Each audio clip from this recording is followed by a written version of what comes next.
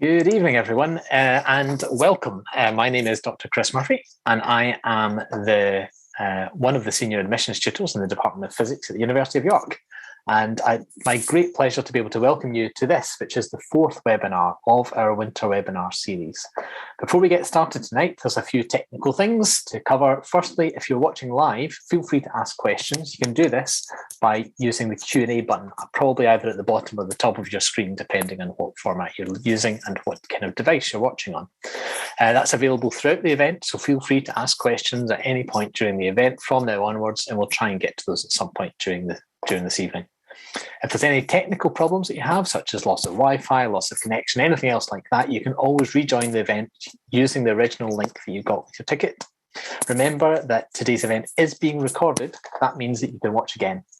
There are subtitles available. You can turn those on or off using the CC Live transcript button. Again, probably at the bottom of the screen. You might find it under three dots for the more section in that link as well in Zoom. The idea of this series is to introduce you to some of the cutting-edge research from the University of York in the Department of Physics to scientists of all ages, you and everyone else who's joined you on this call. The idea is to give an insight about what exciting developments are happening at York. So hopefully you'll get a bit of an insight into not just sort of a stereotypical picture of what physicists do, but a little bit more about the kind of things that we do when we're here. So they take place on the second Wednesday of each month, and this is the 4th out of 5, so just one more to go.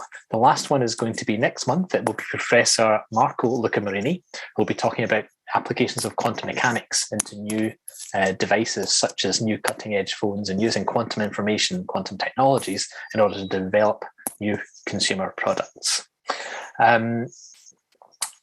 All of these topics, all the ones that we've covered already, from novel materials, fusion energy, and are all linked in, at least, to the Physics MOOC, this online course that we offer through Future Learn, which will allow you to find out a bit more about the topics and sort of learn for yourself about some of these exciting physics ideas that will be being covered. A link for that course is now available in the chat, so you can click on that, and it will be in the description of the video below the video in YouTube if you're watching this as the record. And now, all it leaves for me to do is to introduce our chair, who will introduce the speaker and look after the session this evening, including all the Q&As that you might have at the end of this event. Tonight, it's my pleasure to introduce Dr. Josie Ross, who is going to be our chair for this evening's webinar. And I'll pass over to you, Josie. Thanks very much, Chris. Good evening, everyone. And this evening, I'm very pleased to welcome Dr. Mikhail Bashkinov to the webinar series. So Mikhail graduated in Moscow, got his PhD at Tübingen University in Germany, where he worked for many years before being awarded a Rutherford Fellowship in Edinburgh, and then he moved to York. His main research area is particle and nuclear physics, with experiments involving accelerators with various beams. His main field of expertise is exotic particles, and the major experiments he's working on right now are in Germany and the US, both involving photon electron beams, and his work has also led to some research in medical physics. Tonight, Mikhail will be talking about the fundamental constituents of matter, and in particular, the strange particles that only exist for less than a billionth of a second. He's going to describe a new facility proposed to produce strange particles and what we can learn from these experiments. So on that note, I will hand over to Mikhail. Thank you very much for a very nice introduction. So good evening, everyone. And let's start our lecture. I hope it will be very interesting for you. So the main reason why we discuss this strange matter and other exotic things right now are neutron stars. So neutron stars are very interesting objects. We learned a lot about them in recent years, and some of these studies I want to share with you. So we will start from neutron stars. So what are neutron stars? what are the constituents of neutron stars, and then we continue to strange particles, because that's one of the main problems for us as physicists. We want to know, why do we see neutron stars that heavy, as from the other side we are not expecting them to see that are due to formation of strange particles.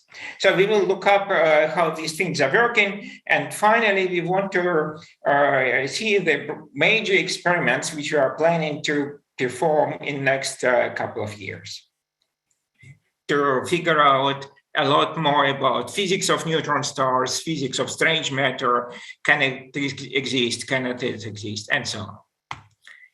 So let's start from neutron stars. So neutron stars are actually corpses of stars.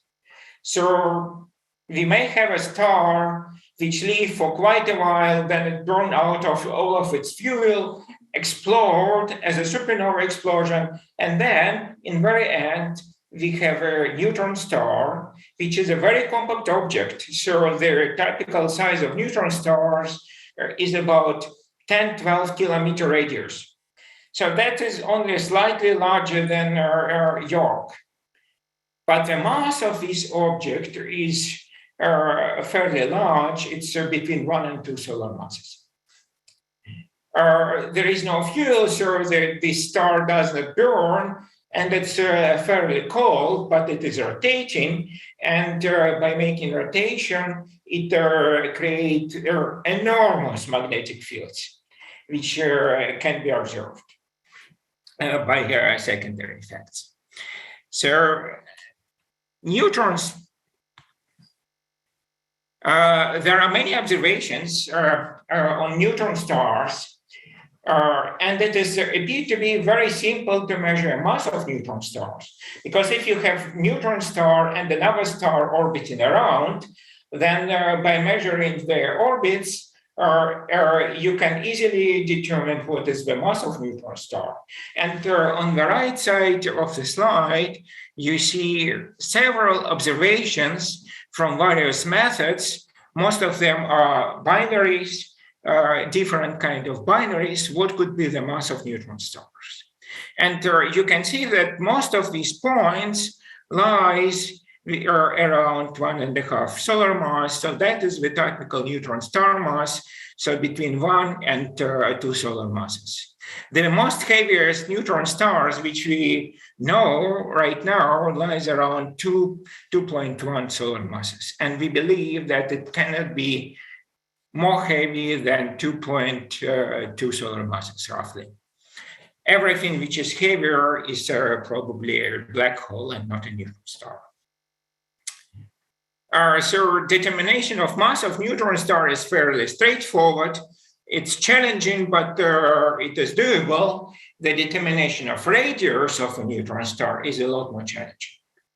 Now, imagine an object which has a radius of only 12 kilometers, which is placed millions and millions kilometers away from Earth. What would be the method to determine their radius of such an object?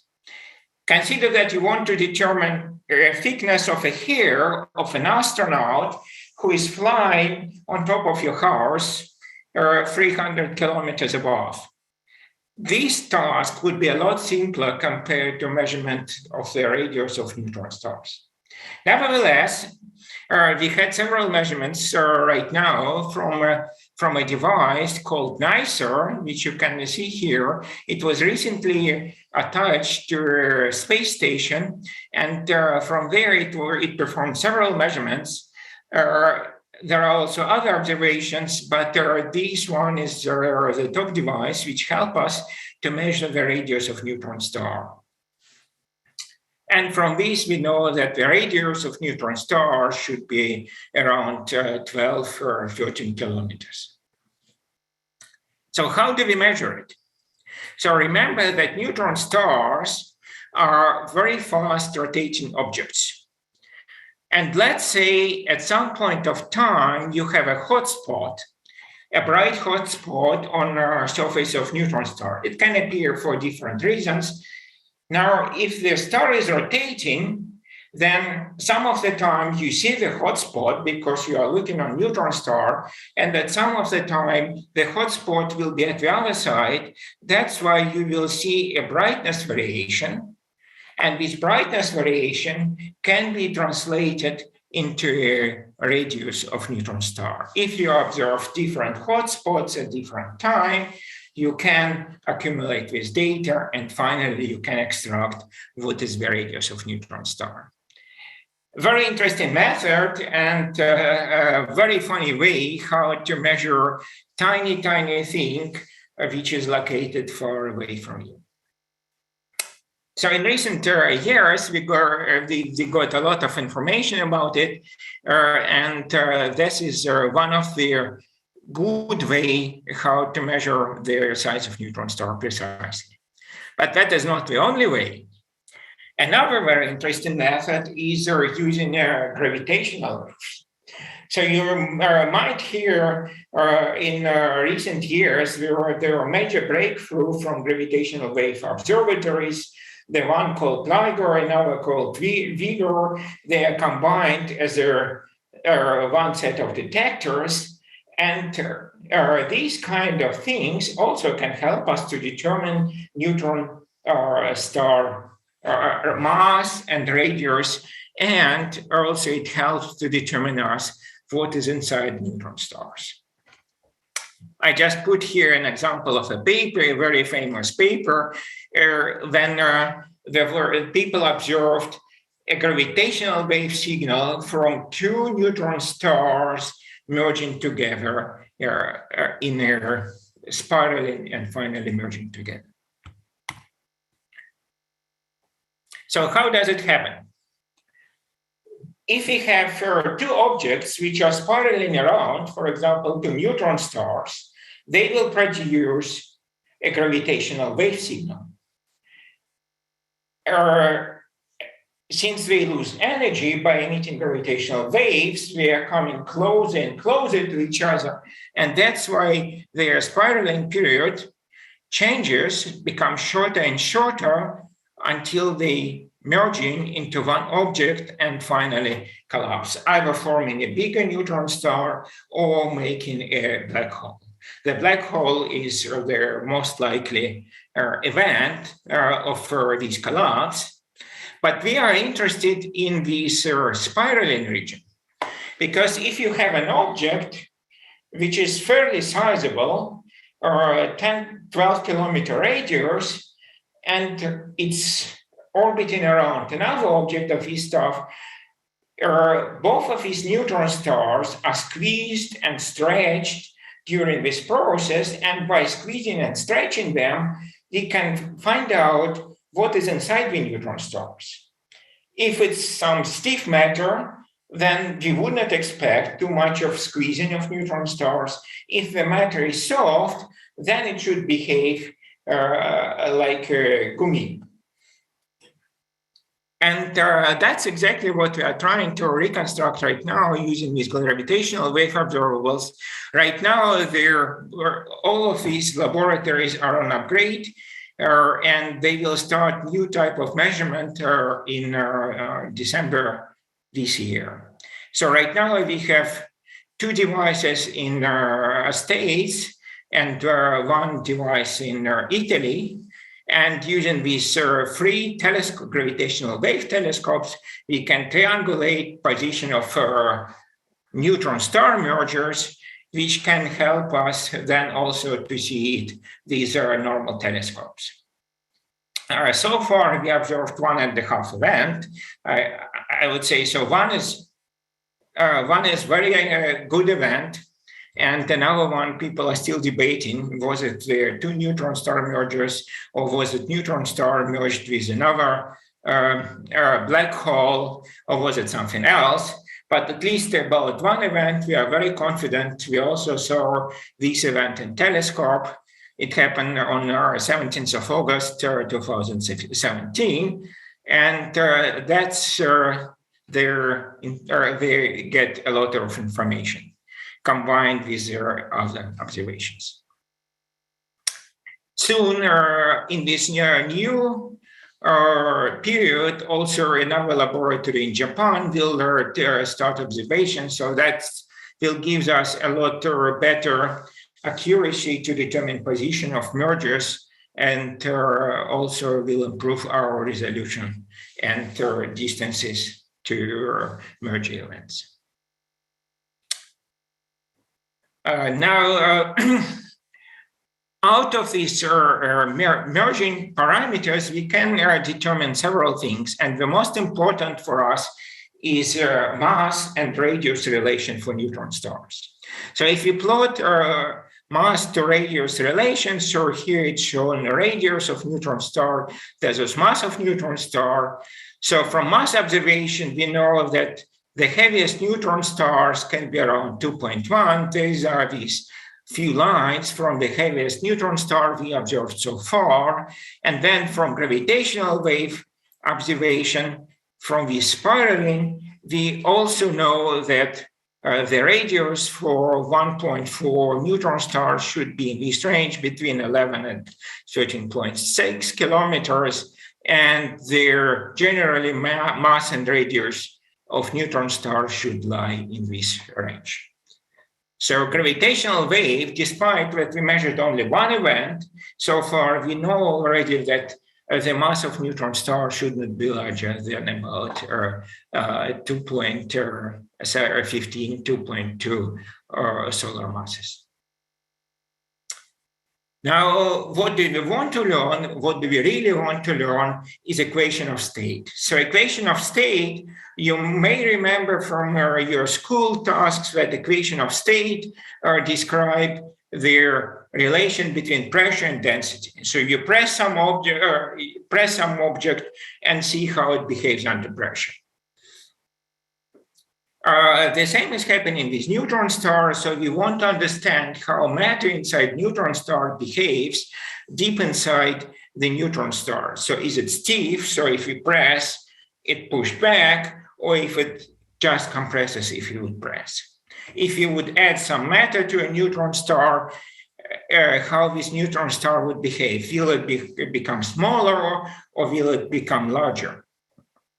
And on the picture here, you can see, again, mass versus radius for neutron star, prediction with different models, and you can find out that different models predict very different behavior. And right now, out of these many models, we actually can take only very few on. And what is interesting that neutron stars, regardless of their mass, have more or less the same radius. If it's one solar mass neutron star, two solar mass neutron star, well, all of them will have very, very similar radius. And it is very unusual compared to many other stars, normal stars. Now, the main thing which we need to learn is what is deep inside neutron stars. And unfortunately, we cannot send our astronauts to make some digging and find out what is 10 kilometers below the surface of neutron star. That is not possible, so we need to measure it in some funny way based on these squeezing during gravitational wave observables or something else. And we have several ideas what could be inside.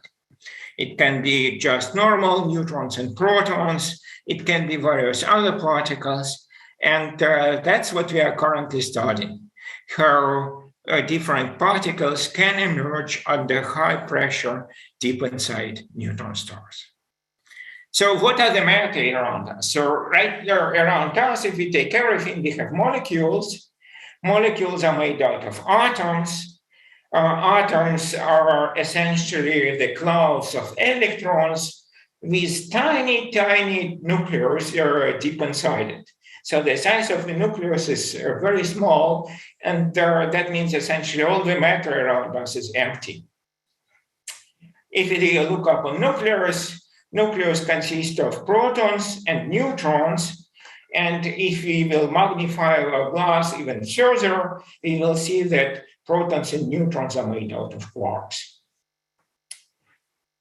At the pressures of neutron stars, molecules cannot survive and they dissolve. nuclei cannot survive deep inside, and they also dissolve. Protons and neutrons can survive, but only by a little bit. If we would increase pressure inside neutron star by factor of 2, 3, then protons and neutrons will also dissolve and go into a homogeneous matter of quarks. But before it happens, so in real neutron stars, protons and neutrons are stiff enough to survive these harsh conditions.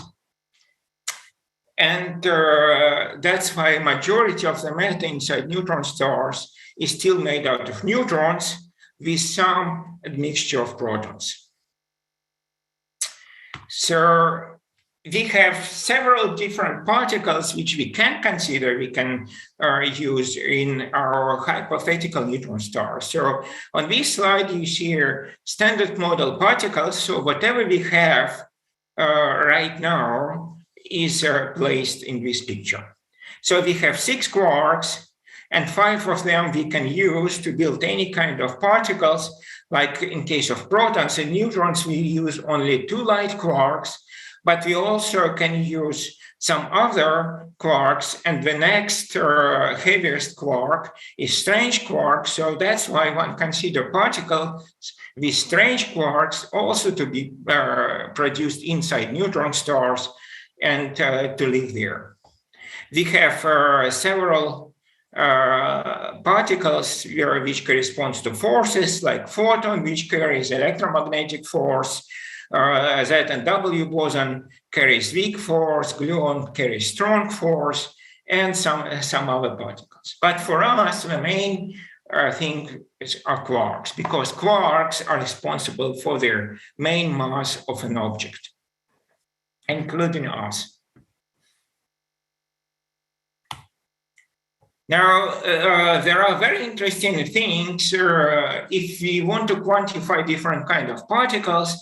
This property called spin. If you would imagine a particle as a sphere, you can think that it can have a rotation, and then the frequency of this rotation can be either integer or semi-integer. And we differentiate these kind of particles. So the particles with semi-integer spin we call fermions, and the particles with integer spin called bosons. Particles with semi-integer spin, fermions, cannot occupy the same place. And that's one of the reasons why we cannot go through the wall. So if we approach the wall and start to press our hand against it, then electrons, who are fermions, protons and neutrons say, no, please, no, we have already everything filled here, so no place for you. While bosons, which are particles with integer spin, they prefer to occupy the same place. And that's, for example, one of the reasons why we have such things like lasers or Bose-Einstein condensates, which we start to use everywhere right now. Now, most of the particles inside neutron stars are fermions, and that's the reason why gravity does not collapse neutron stars into a black hole, because protons and neutrons from inside neutron stars prevent it from doing it, partially due to Pauli exclusion principle. Let's say we have 2 neutrons. One have spin up, let's say rotating clockwise, and other have spin looking down, rotating counterclockwise. And that's all the protons and neutrons which fill this level. So we cannot place any particle anymore, any neutron there, because all the space is filled. To place another particle or a neutron, we should occupy higher level and higher level. And at some moment, we fill so many levels that it appears to be more convenient to change some of the neutrons into protons and fill protons, proton levels. Proton are different particle compared to neutron. That's why Pauli exclusion principle doesn't work on them. So now we can start to fill proton levels. Protons repel each other due to or electromagnetic interaction, and that's why the energy levels of protons are slightly higher. But at some level, we can fill up both neutrons and proton level, and still our energy gets higher and higher. So what can we do next? We can make another particle out of protons or neutrons, and these particles will be hyperons. Hyperons are particles where we take one of the quarks, either U quark or D quark in proton or neutron, and substitute it by strange quark. Strange quark is heavier, like 30% heavier than light quarks, and that's why these particles does not appear immediately, so that you need to have high pressure to compensate this energy mismatch. In normal condition, we can produce a lot of hyperons, but we leave a fraction of a second, so less than billionths of a second. But inside neutron stars, due to this high pressure from different directions, we can have hyperons produced as well. Now we can try to calculate. So, okay, we know hyperons, we know their masses from our particle accelerators.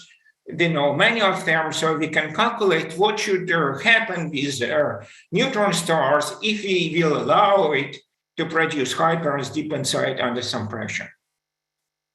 And on this picture, you see a comparison. So first, let's assume that we don't have any hyperons.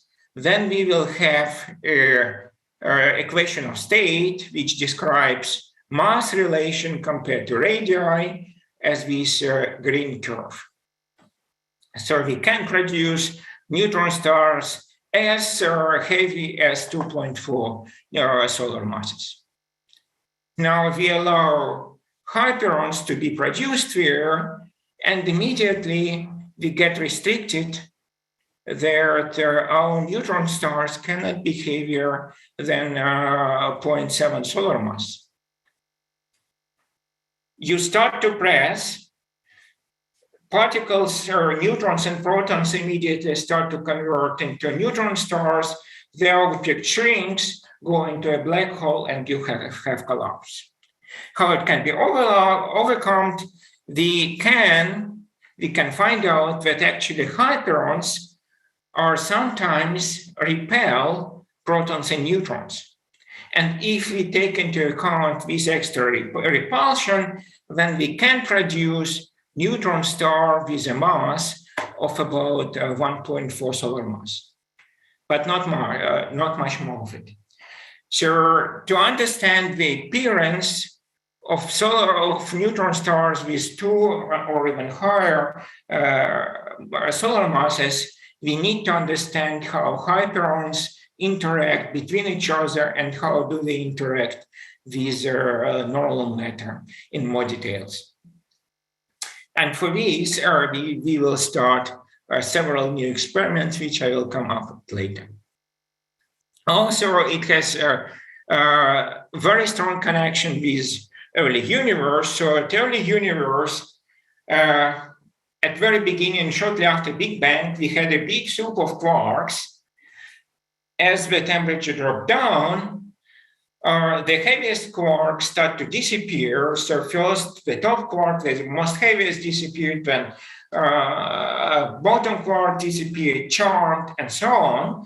So at a time, then quark soup combined into different particles, we had equal amount of up quark, down quark, and strange quarks.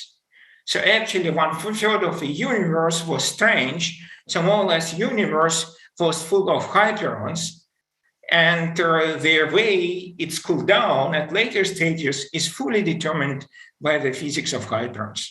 So that's another reason why we want to investigate hyperon interactions in more details.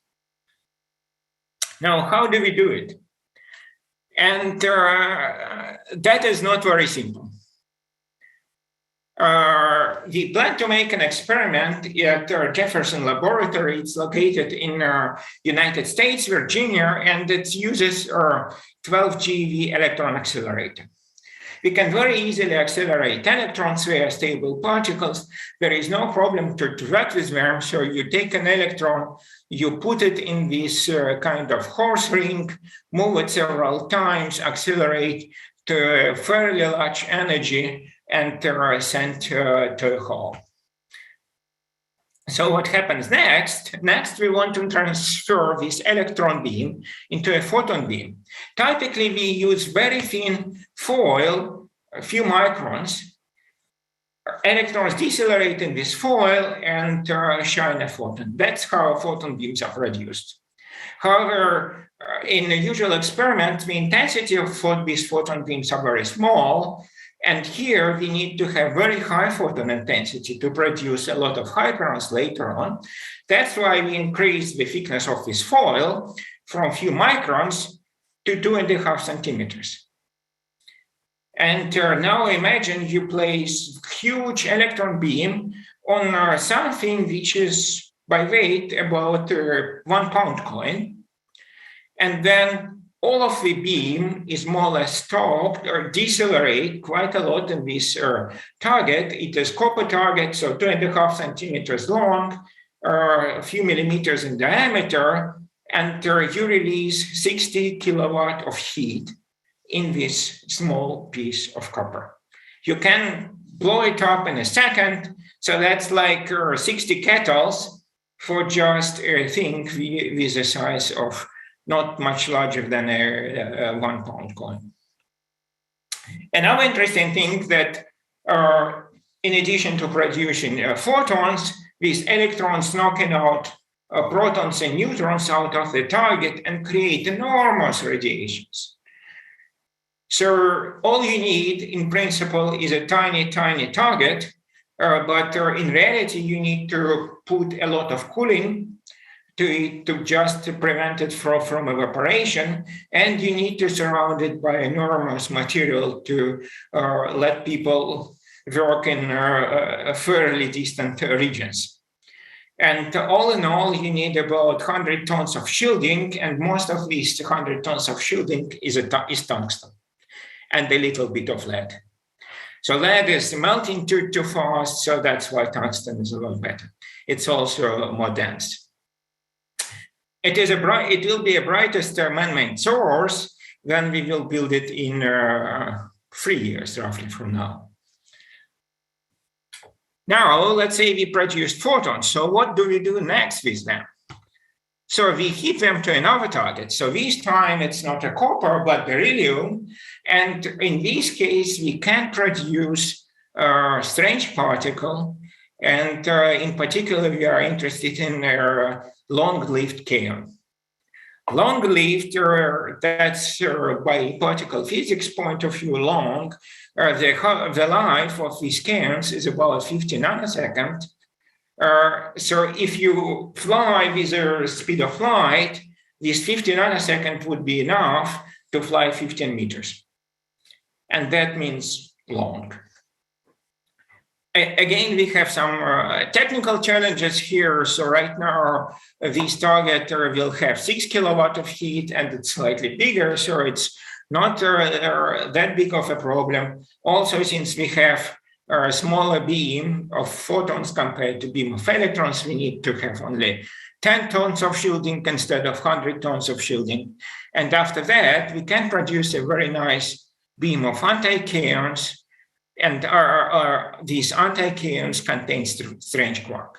So that's the main reason why we have these several iterations. We wanted to have particles which carry strange quarks. After we take anti-kaons, we can make a scattering on, for example, liquid hydrogen target and produce hyperons like lambda in addition to these to the other particles. Unfortunately, that's not the end of the story. To study interaction of hyperons, we need to scatter them once again to something else. And like, for example, a scattering of hyperon called lambda on proton within the same target. Because the half-life of lambda is even smaller than half-life of kaon, if you multiply it by speed of light, it's about 7 centimeters, and that's the longest lived Hyperon, which we know. And all other Hyperons live even shorter, like 4.5 centimeters or 4 or 5 centimeters, or even less. So we cannot move this particle away from the target, they will just decay. So that's why we produce them in the same cryogenic target and look up how they scatter on another particles. That happens fairly rarely, like 1 in 10-50,000 events. But after several of these iterations and several days of measurement, we plan to measure it for 2 years, roughly. We will accumulate enough statistics and can extract how Hyperons interact with normal matter and how Hyperons interact with each other, which will help us to understand why neutron stars exist with 2 solar masses and not 1.5 or even half solar mass maximum neutron star mass.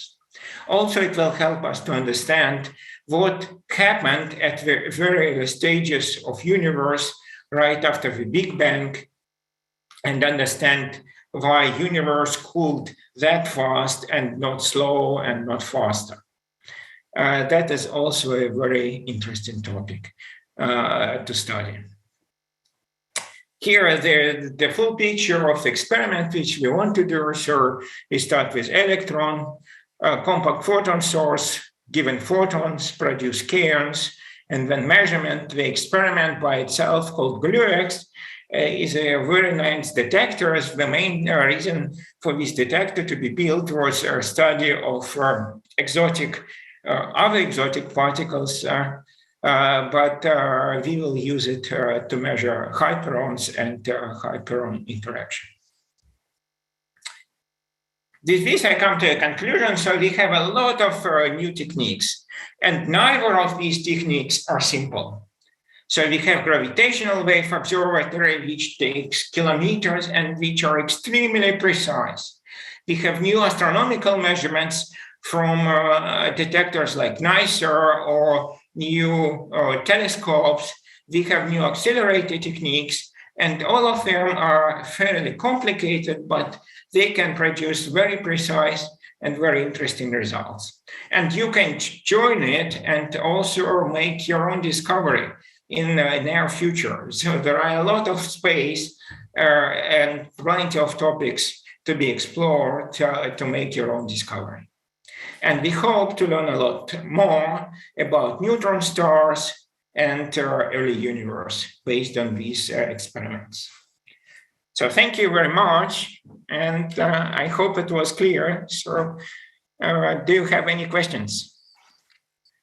Thank you very much, Mikhail, for a very interesting talk. We have a first question, which is, what is a Bose condensate? Well, you remember we discussed that if you have fermions, which are spin 1/2 particle, like half integer frequency of rotation, they cannot place in one place. But if we have bosons, like photons or particle with integer spin, they want to be in one place. And if you put them together, cool down to fairly low temperature, they just jump at one location and form a very interesting state which is called Bose-Einstein condensate. It's a kind of false type of matter compared to solid gases, liquids. So if you have bosons, they can do this kind of thing. Great, thank you very much. We have another question. Where will KLF be? How much will it cost? Who's paying for it? And who will be the researchers? So the KLF will be located in the United States, in Virginia. And the laboratory called Jefferson Lab, Thomas Jefferson National Laboratory. So the nice thing about KLF is that we reutilize existing accelerator, existing line, and existing detector. So all we need to build is this compact photon source and new beryllium target. These things are pretty cheap, and you would not believe me that the main expenses is actually coming from the cost of tungsten. And the main issue is coming that the main producer of tungsten is China, and right now States and China have some issues, so there is no easy way to get cheap tungsten from China and bring it to US. So all in all, investments will be mild, in a few million of dollars. Take into account that running of accelerator like Jefferson Lab cost you $20,000 an hour.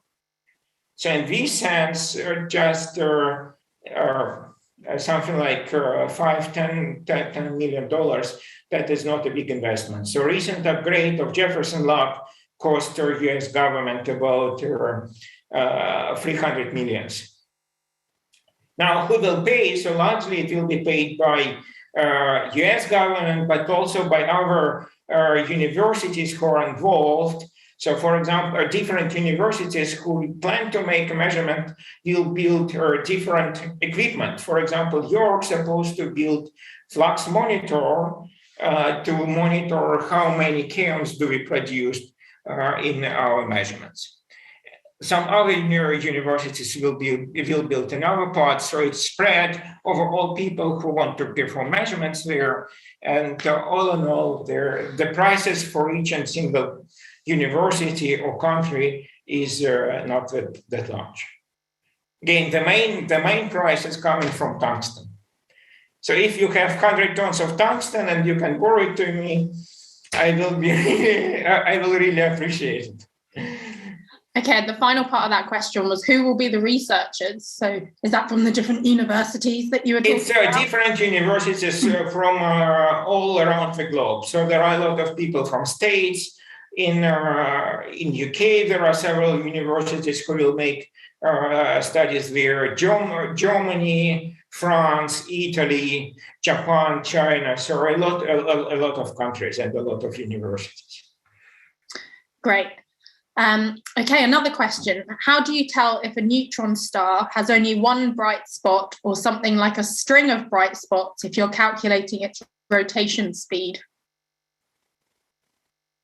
That is an interesting question, but so you say, let's say if we have two spots, well, we know the rotation. No, we know the rotation speed not by counting these spots. That's we know from another observations also.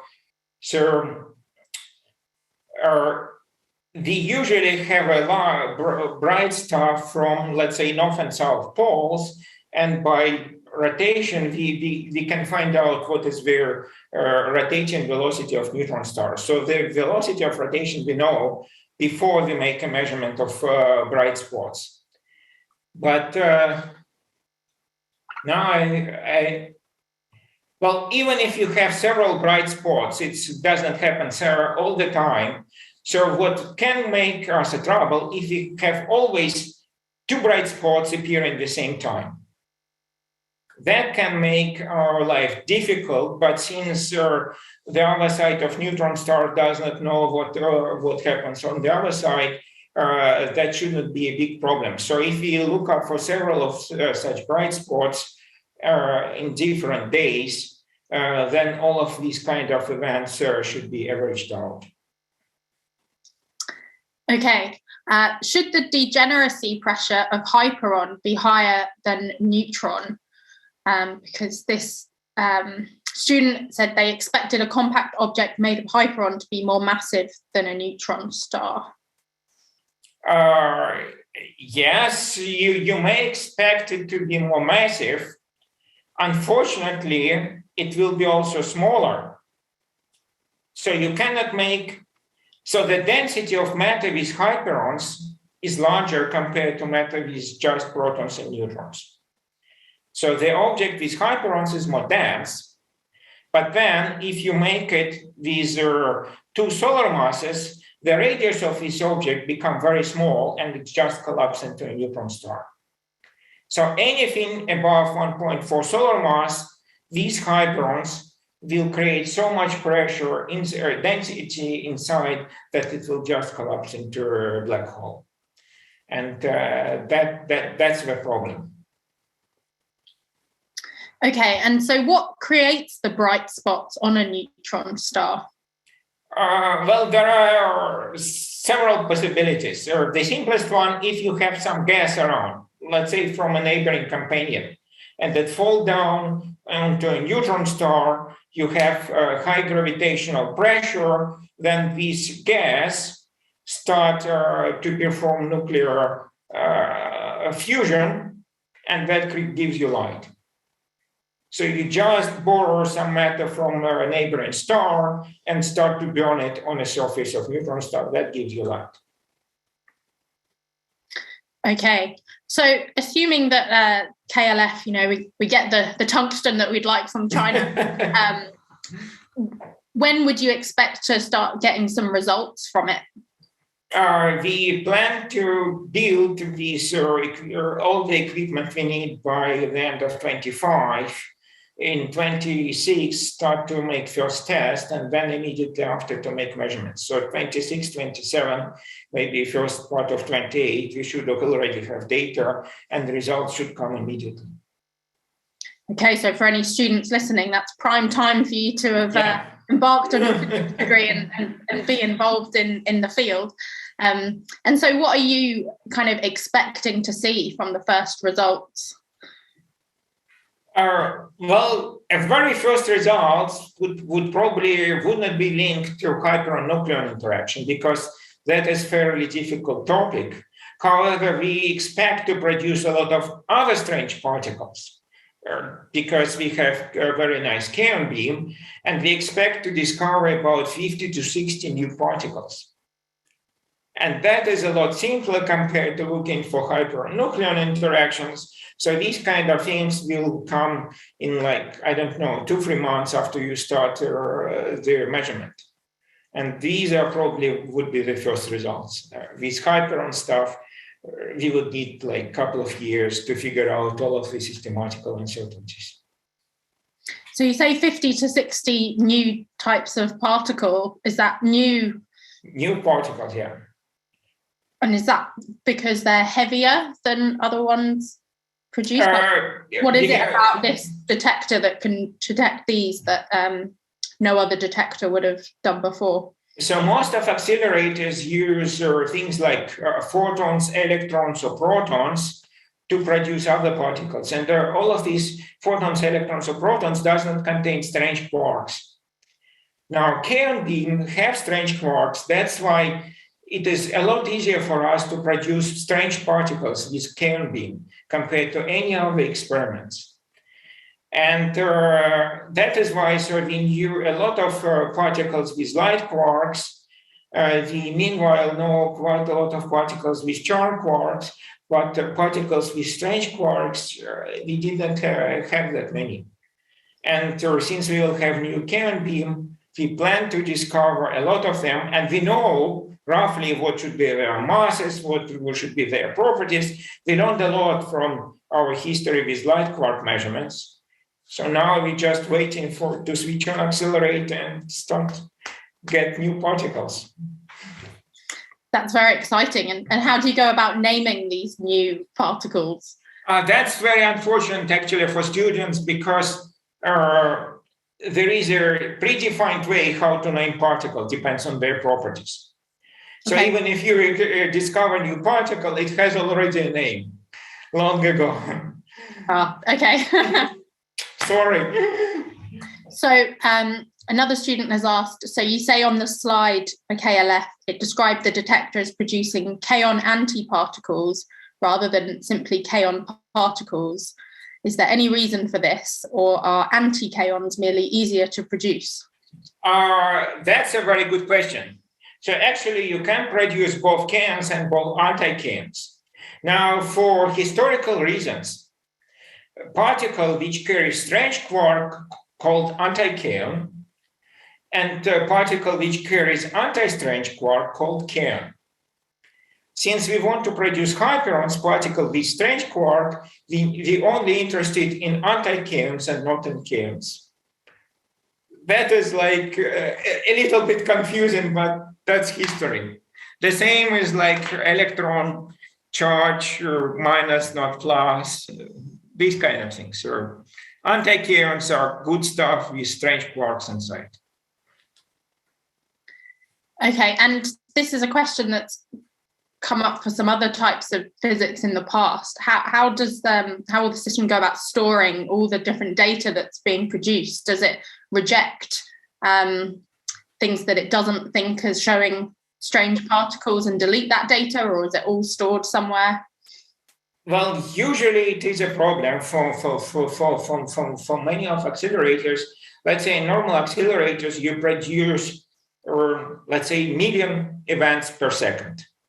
Out of these million events, you can electronically store, let's say, 10,000 events at most. And out of these 10,000, most of these events are rubbish. So you're interested in maybe one or two, and you threw away events which you are not interested at very early stage. Since we have fairly low intensity of Kern beam, it is like 10,000 particles per second instead of many millions. We can store all events without rejecting some unwanted, which we think unwanted. So maybe we just wrong about our wishes, or we can store all of events, and there will be enough storage, so there is no problem with that due to fairly low intensity of KNB. Okay. One student is asking, how many more dimensions are you adding to the standard model? Well, it is no extra dimensions, so it's well within standard model. The main problem with standard model, so we know the standard model, but some things we cannot calculate. So we know that we have 3 quarks, for example, made a proton, but we cannot really calculate from basic principles how this proton is formed out of these 3 quarks. That's just too complicated for us from a mathematical point of view. Right now, we start to calculate it using numerical methods. They are also very advanced, but we are not at the final position where we can say, okay, that's the equation from standard model. Now we can calculate property of each particle or interaction between each particle. Okay, I've got another question here. Are pulsars poles where the beams of electromagnetic radiation emerge? Are they traditional north and south, like a bar magnet, or is it more complex? Yeah, they're traditional north-south, yeah.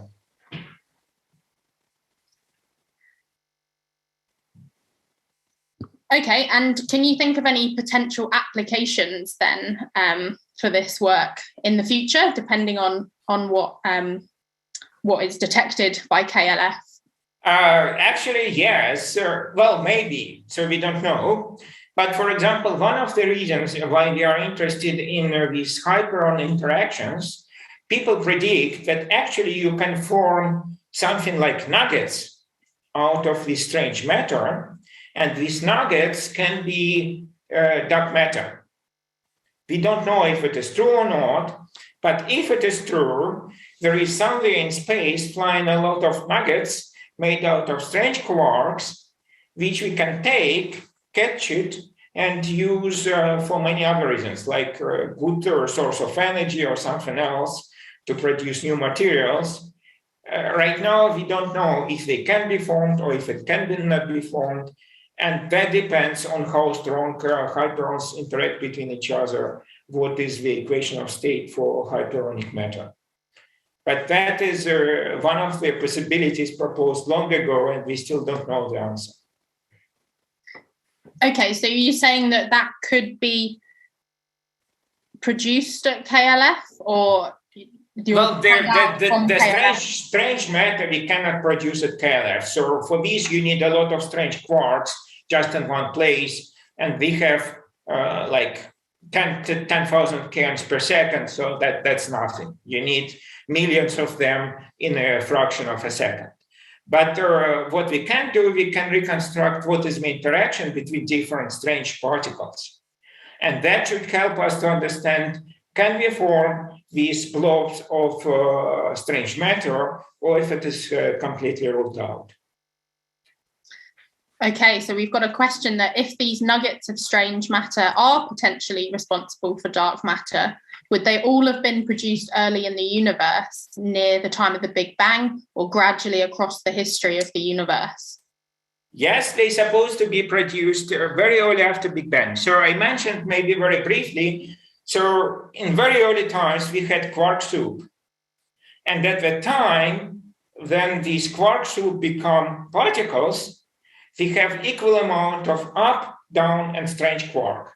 So each third quark was strange. And that's why these strange quarks could combine to form these kind of nuggets together with other quarks. So we had very high pressure at that time, and we had very large amount of strange quarks.